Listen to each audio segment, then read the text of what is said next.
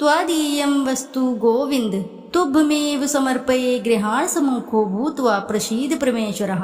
ओम नमो भगवते वासुदेवाय नमः। जगत के पालन करता, जगत के पालन हरता, आपको कोटि कोटि नमन है।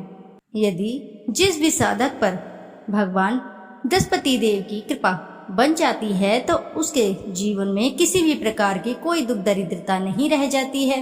यदि आज के दिन यानी बृहस्पतिवार के दिन जो भी साधक ध्यान मग्न होकर भगवान बृहस्पति देव की पूजा अर्चना के साथ इनकी कथा का रसपान करते हैं तो उनके जन्मों जन्मों की दरिद्रता का तो नाश होता ही होता है, साथ ही सभी मनोकामनाएं शीघ्र ही पूर्ण होने लगती है। तो आइए रसपान करेंगे भादो मास में बृहस्पतिवार की पावन एवं पुण्य फल देने वाली पौराणिक व्रत कथा, बृहस्पति देव की व्रत कथा। गुरुवार व्रत करने से बृहस्पति देवता प्रसन्न होते हैं। यह व्रत अत्यंत ही फलदायी होता है। अग्नि पुराण के अनुसार अनुराधा नक्षत्र युक्त गुरुवार से आरंभ करके 7 गुरुवार व्रत करने से बृहस्पति ग्रह की हर पीड़ा से मुक्ति मिलती है। श्रोताओं, इस व्रत को समस्त नर नारी को अवश्य ही करना चाहिए मनवांछित फल की प्राप्ति के लिए। इस व्रत को जो साधक करता है सच्ची श्रद्धा के अनुसार इस कथा का साथ ही रसपान करता है, उनके सभी मनोरथ शीघ्र ही पूर्ण होते हैं। ऐसे साधक भगवान श्री हरि विष्णु को अति प्रिय हैं। प्राचीन समय की बात है, एक बड़ा प्रतापी तथा दानी राजा था। वह प्रत्येक गुरुवार को व्रत रखता था एवं पूजा करता था। यह उसकी रानी को अच्छा ना लगता था। ना वह व्रत करती और ना ही किसी को एक पैसा में दान में देती थी। राजा को भी वह ऐसा करने से मना किया करती थी। एक समय की बात है कि राजा शिकार खेलने वन को चले गए। घर पर रानी और दासी थी। उस समय गुरु बृहस्पति साधु का रूप धारण करके राजा के दरवाजे पर भिक्षा मांगने आए। साधु ने रानी से भिक्षा मांगी तो वह कहने लगी, हे साधु महाराज, मैं इस दान को और पुण्य से तंग आ गई हूँ। कोई ऐसा आप उपाय बताएं जिससे यह सारा धन नष्ट हो जाए तथा मैं आराम से रह सकूं। साधु रूपी बृहस्पति देव ने कहा, हे देवी, तुम बड़ी विचित्र हो। संतान और धन से भी कोई दुखी होता है। अगर तुम्हारे पास धन अधिक है तो इसे शुभ कार्य में लगाओ जिससे तुम्हारे दोनों लोग सुधरें।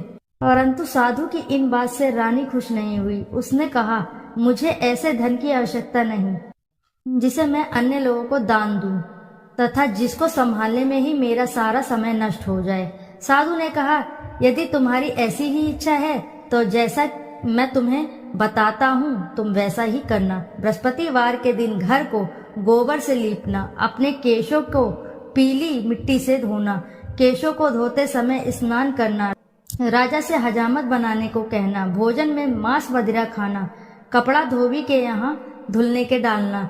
इस प्रकार 7 बृहस्पतिवार करने से तुम्हारा सब धन नष्ट हो जाएगा। इतना कहकर साधु बने बृहस्पति देव अंतर्धान हो गए। साधु के कहे अनुसार करते हुए रानी को केवल 3 बृहस्पतिवार दिन ही बीते थे कि उसकी समस्त धन संपत्ति नष्ट हो गई। भोजन के लिए परिवार तरसने लगा। एक दिन राजा रानी से बोला, हे रानी, तुम यहीं रहो, मैं दूसरे देश को जाता हूँ क्योंकि यहाँ पर मुझे सभी जानते हैं, इसलिए मैं यहाँ पर कोई छोटा कार्य नहीं कर सकता। ऐसा कहकर राजा परदेश चला गया। वहाँ वह जंगल से लकड़ी काटकर लाता, शहर में बेचता। इस तरह वह अपना जीवन व्यतीत करने लगा। इधर राजा के बिना रानी और दासी दुखी रहने लगी।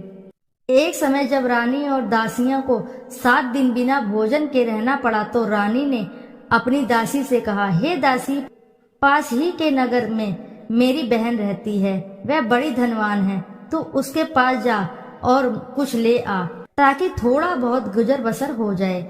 दासी रानी की बहन के पास गई। उस दिन बृहस्पतिवार था। रानी की बहन उस समय बृहस्पतिवार की कथा सुन रही थी। दासी ने रानी की बहन को अपनी रानी का संदेश दिया, लेकिन रानी की बहन ने कोई उत्तर नहीं दिया। जब दासी को रानी की बहन से कोई उत्तर नहीं मिला तो वह बहुत ही दुखी हुई। उसे क्रोध भी आया। दासी ने वापस आकर रानी को सारी बात बता दी। सुनकर रानी ने अपने भाग्य को कोसा। उधर रानी की बहन ने सोचा कि मेरी बहन की दासी आई थी, परंतु मैं उससे नहीं बोली। इससे वह बहुत ही दुखी हुई होगी। कथा सुनकर और पूजन समाप्त कर वह अपनी बहन के घर गई और कहने लगी, हे बहन, मैं बृहस्पतिवार का व्रत कर रही थी। तुम्हारी दासी गई, परंतु जब तक कथा होती है तब तक न उठते हैं न बोलते हैं, इसलिए मैंने नहीं बोला। कहो दासी क्यों आई थी? रानी बोली, हमारे घर में अनाज नहीं था। ऐसा कहते रानी की आंखें भर आई। उसने दासियों के समेत भूखा रहने की भी बात अपनी बहन को बता दी। रानी की बहन बोली, बहन देखो, बृहस्पति देव भगवान सबकी मनोकामना पूर्ण करते हैं। देखो, शायद तुम्हारे घर में अनाज रखा हो। यह सुनकर दासी घर के अंदर गई तो वहां उसे एक घड़ा अनाज भरा मिला। उसे बड़ी हैरानी हुई, क्योंकि उसने एक एक बर्तन देख लिया था। उसने बाहर आकर रानी को बताया। दासी रानी से कहने लगी, हे रानी, जब हमको अन्न नहीं मिलता है तो हम व्रत ही तो करते हैं, इसलिए क्यों न इनसे व्रत और कथा की विधि पूछ ली जाए, हम भी व्रत किया करेंगे। दासी के कहने पर रानी ने अपनी बहन से बृहस्पतिवार के व्रत के बारे में पूछा। उसकी बहन ने बताया, बृहस्पतिवार के व्रत में चने की दाल और मुनक्का से विष्णु भगवान को केले की जड़ में पूजन करें तथा दीपक जलावें, पीला भोजन करें तथा कथा सुने। इससे गुरु भगवान बृहस्पति प्रसन्न होते हैं, मनोकामना पूर्ण करते हैं। व्रत और पूजन की विधि बताकर रानी की बहन अपने घर लौट गई। रानी और दासी दोनों ने निश्चय किया कि बृहस्पति देव भगवान का पूजन जरूर करेंगे।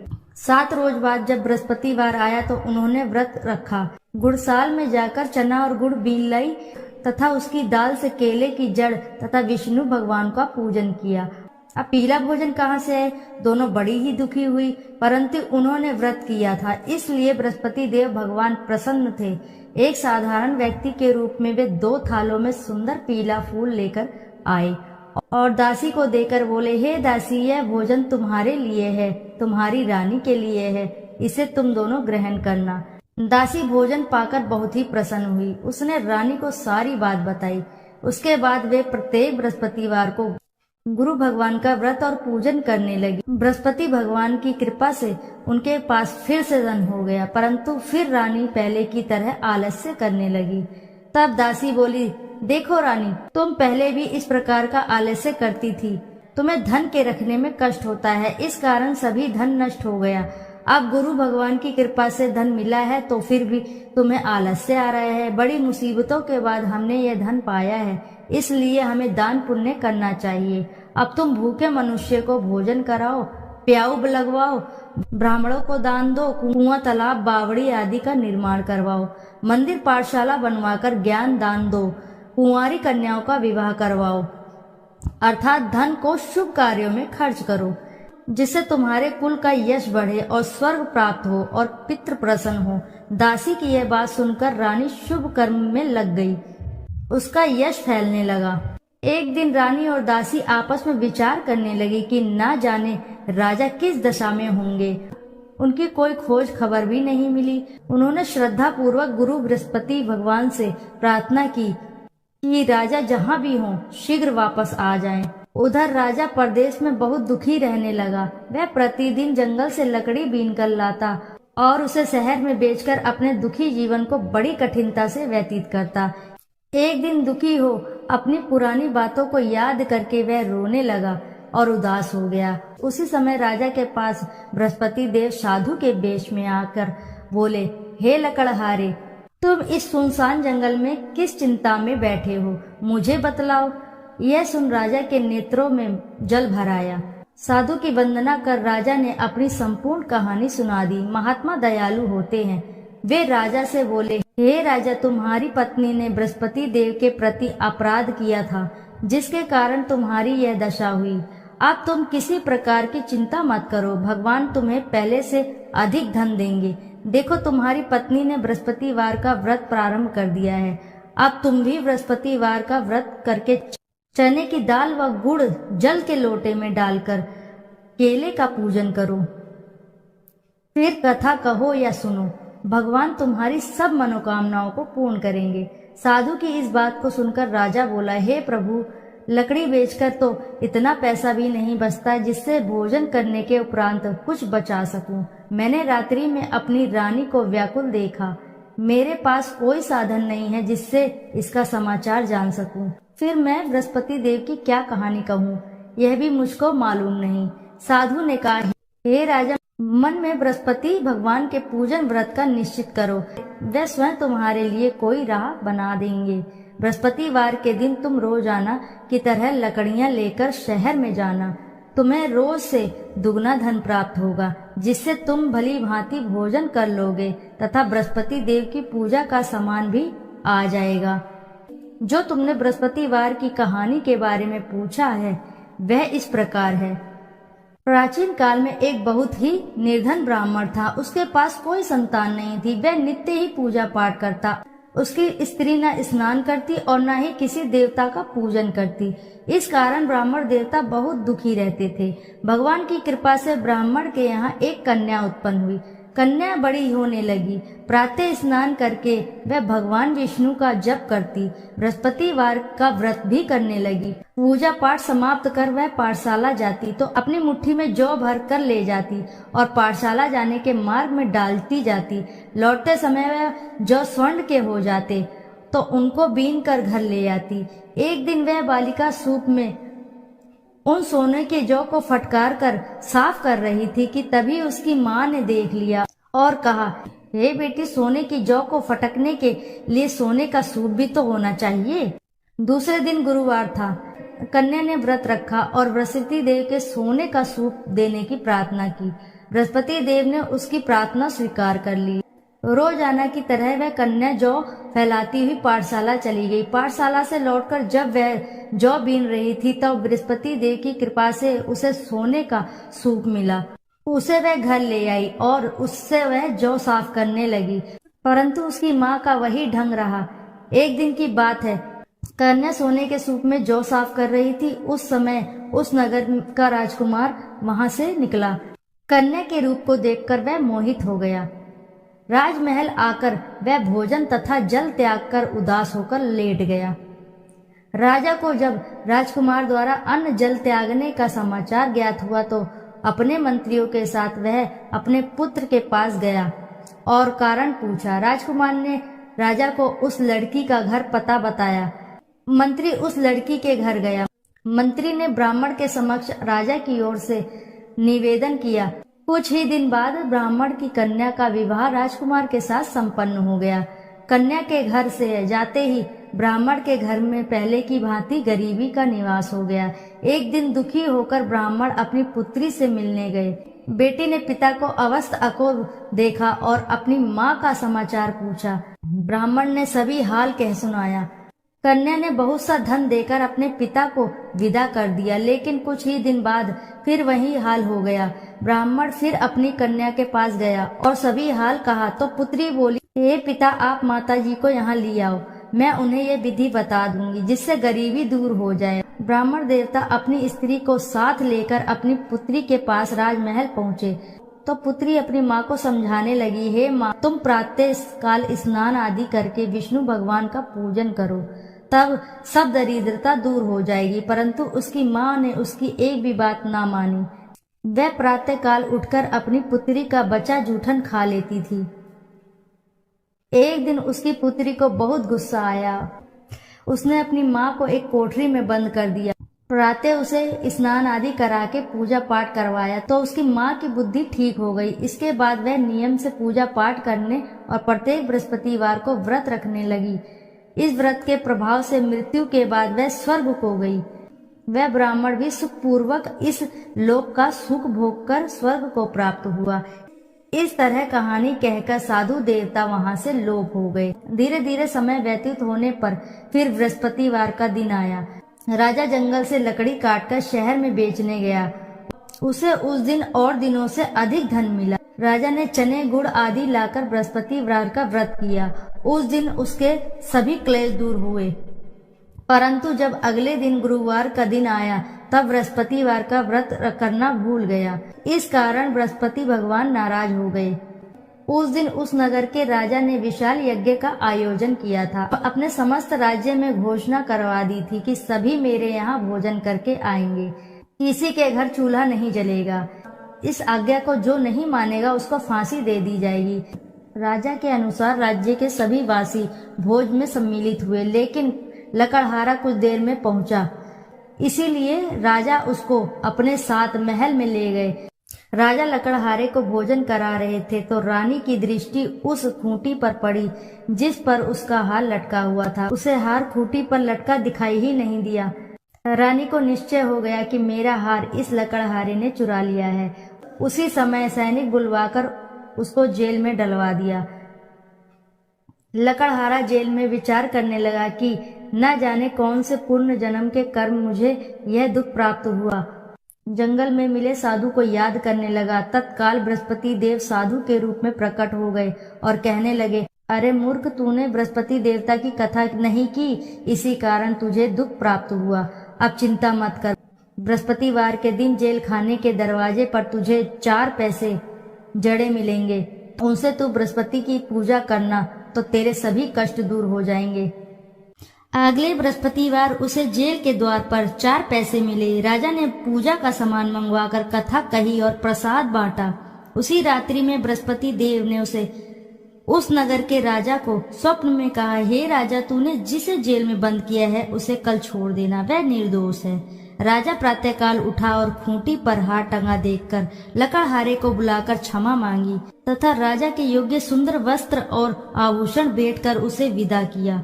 गुरुदेव की आज्ञा अनुसार राजा अपने नगर को चल दिया। राजा जब नगर के निकट पहुंचा तब उसे बड़ा ही आश्चर्य हुआ। नगर में पहले से अधिक बाग, तालाब और कुएं तथा बहुत सी धर्मशालाएं, मंदिर आदि बने हुए थे।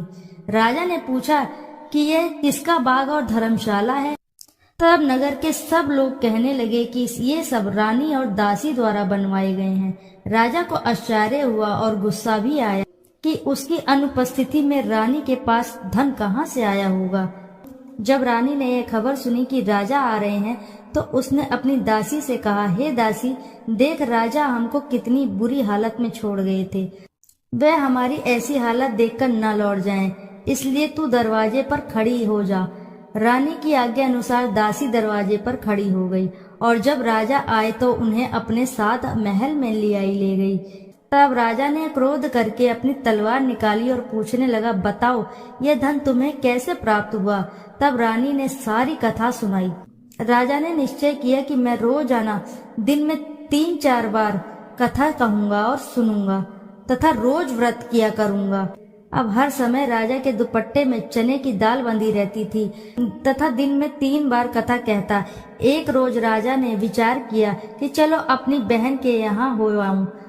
इस तरह का निश्चय कर राजा घोड़े पर सवार होकर अपनी बहन के यहाँ चल दिया। मार्ग में उसने देखा कि कुछ आदमी एक मुर्दे को ले जा रहे हैं। उन्हें रोककर राजा कहने लगा, अरे भैया, मेरी बृहस्पति की कथा सुन लो।